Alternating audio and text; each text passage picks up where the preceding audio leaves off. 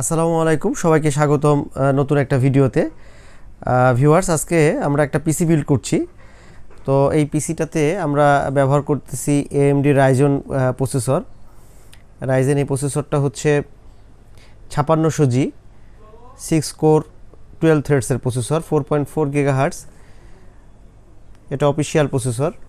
এখানে barcode scan করলেই এটা ভ্যালিড টিক চিহ্ন আসবে।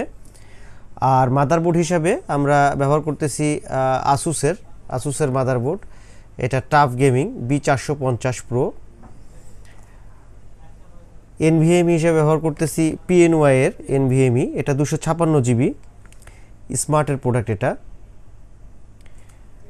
এই পাশে অবশ্যই এটার রিড রাইট স্পিড দেওয়া আছে, রিড স্পিড এবং রাইট স্পিড 1700 Mbps এবং 1100 Mbps রাইট স্পিড। র্যাম হিসাবে ব্যবহার করতেছি DDR4 কর্ডশেয়ারের 8GB 3200 বাসের র্যাম স্মার্টের প্রোডাক্ট। এবং পাওয়ার সাপ্লাই হিসাবে এনটেকের অ্যাটম, এটা 350 ওয়াটের পাওয়ার সাপ্লাই। এনটেক V350 350 ওয়াটের পাওয়ার সাপ্লাই।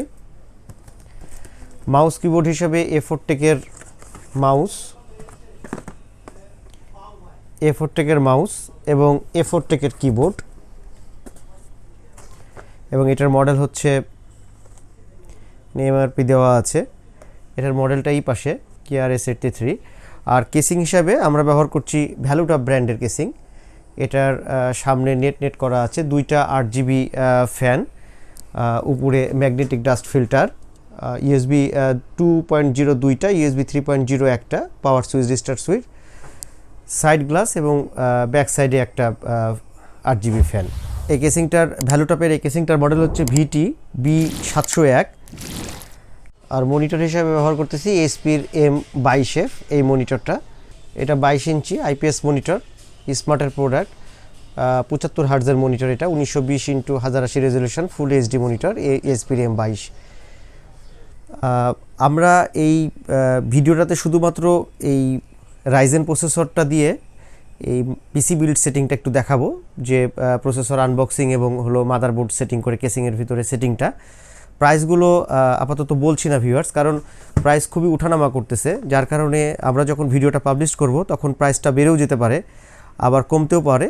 আপনাদের যদি কোনো ইনকোয়ারি থাকে তাহলে সেক্ষেত্রে ডেসক্রিপশন বক্সে আমাদের শপের অ্যাড্রেস, মোবাইল নাম্বার সব দেওয়া থাকবে, আপনারা আমাদের সাথে যোগাযোগ করতে পারেন। আমরা পিসি বিল্ড সেটিংটা শুরু করতেছি। তো মাদারবোর্ড আসুসের টাফ গেমিং এবং হলো রাইজেনের 5600G প্রসেসরটা।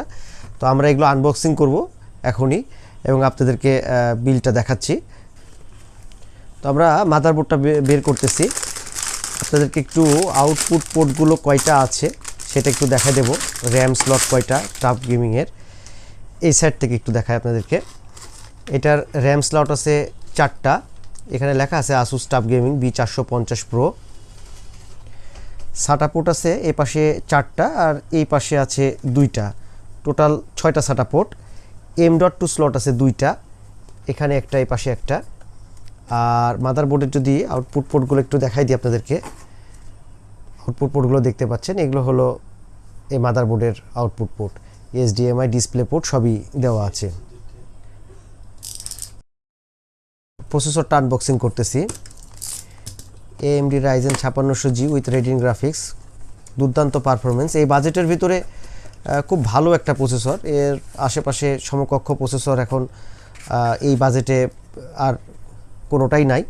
কাছ থেকে প্রসেসরটা দেখাচ্ছি, দেখতে পাচ্ছেন Ryzen 5 5600G এবং এখানে serial number, made in China সব লেখা আছে, স্টিকার দেওয়া থাকে একটা। তো আমরা এটা এখন মাদারবোর্ডে সেটিং করব প্রসেসরটা। আর এটা হলো স্টক কুলার, এটা এই প্যাকেটের সাথেই দেওয়া থাকে। আমরা একটু প্যাকেটটা খুলে দেখাচ্ছি।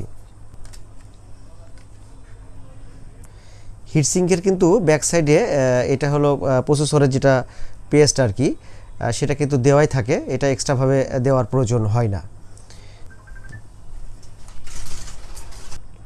ভিউয়ার্স, প্রসেসরটা বসানোর সময় একটু খেয়াল করে বসাতে হবে, যেন কোনোভাবে প্রসেসরের পিন, এই যে এখানে ইন্ডিকেশনটা করে থাকে, এই অ্যারোটা দেখে আপনারা বসাবেন।